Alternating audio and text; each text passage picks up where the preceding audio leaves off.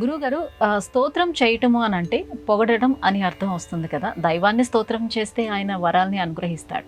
అలాగే ఒక సాధారణ మనిషిని పొగిడినా కూడా ఆయన కూడా అడిగిన వరాలు ఇస్తాడు కదా. అలాంటప్పుడు దైవానికి మనిషికి తేడా ఏంటి?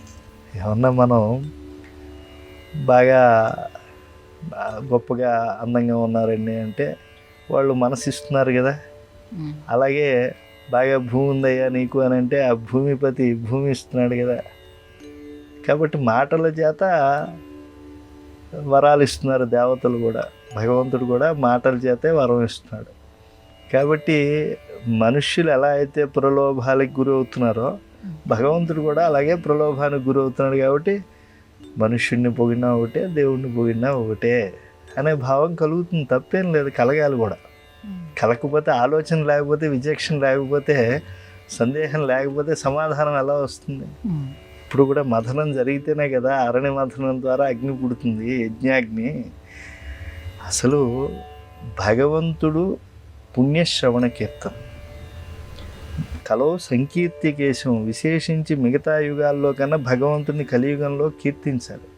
భగవంతుడిని స్తోత్రం ఎలా చేస్తారు? ఆయనలో ఉండేటువంటి కళ్యాణ గుణాల అనంతం, ఇన్ని అని కాదు, అశేషంగా ఉంటాయి. ఆ గుణాలన్నా చెప్తారు. ఆయన భక్తుల్ని ఎలా రక్షించారో అవన్నీ లీలలు, అవి చెప్తారు. లేకపోతే భగవంతుడి యొక్క గొప్ప మహత్వాన్ని గుర్తిరిగింపజేసేటువంటి నామాలను చెప్తారు. ఏతావతాళం అహ నిరహరణాయ పుంసాం యత్కీర్తనం భగవత గుణ కర్మ నామ్నాం. ఆయన గొప్ప నామావళి, పుణ్యనామావళి. లేకపోతే ఆయన యొక్క గొప్ప లీలలు, అలాగే ఆయన చేసినటువంటి విచిత్రమైనటువంటి అద్భుతాలు. కాబట్టి ఇలాగా గుణాలు, ఆయనలో ఉండేటువంటి గుణాలు, వీటిని కీర్తిస్తున్నారు, అనంత గుణాలని. కాబట్టి భగవద్గుణాలని కీర్తించడం వల్ల భగవంతుడు ఎందుకు సంతోషిస్తున్నాడు? ఇదొక సందేహం మనకు వస్తుంది కదా. ఎందుకని అని అంటే సర్వజ్ఞోపి విశ్వేశ, తను గొప్పవాడని ఎదుటివాడికి తెలియకపోవచ్చు. అయ్యా నువ్వు గొప్పవాడు అయ్యా, నువ్వు గొప్ప దాతవయ్యా, మీ తాతగారు గొప్ప దాతయ్యా అని చెప్తే, ఓహో మా తాతగారు దాత అయితే నేను మా తాత పేరు చెడగొట్టిన వాడిని అవుతానేమో, వీడు కూడా ఏదన్నా ఇస్తాను. కానీ భగవంతుడికి అలాంటిది ఏం లేదు. ఆయన గురించి ఆయనకి తెలుసు, మన గురించి కూడా తెలుసు ఆయనకి బాగా. మనం ఏమనుకుంటున్నామో కూడా బాగా తెలుసు, మనకన్నా ఎక్కువ తెలుసు ఆయన. కానీ సర్వజ్ఞోపి విశ్వేశ సదా కారుణికోపి సన్ సంసార సారవాహిత్వాత్ రక్ష్యాపేక్షామపేక్ష.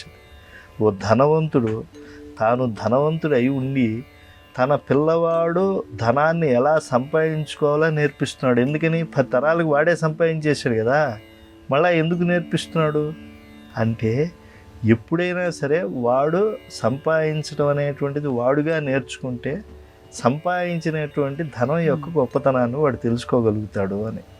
అలాగే పరమాత్మ యొక్క గొప్పతనం తెలుసుకోవడమే జీవుడి యొక్క కర్తవ్యం.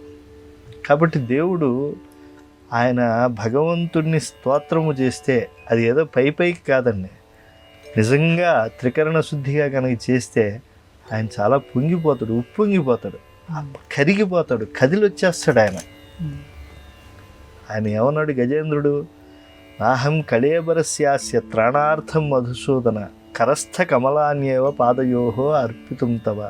10,00,000 కోటి కరణీనాథుడైనటువంటి గజేంద్రుడు ఆర్తితో శ్రీహరిని ప్రార్థించాడు. స్వామి, ఈ దిక్కుమాలిన శరీరం కోసం కాదు, నేను కొంతకాలంలో ఈ యొక్క మకరి యొక్క బాధ చేత నేను మరణించిపోతున్నా.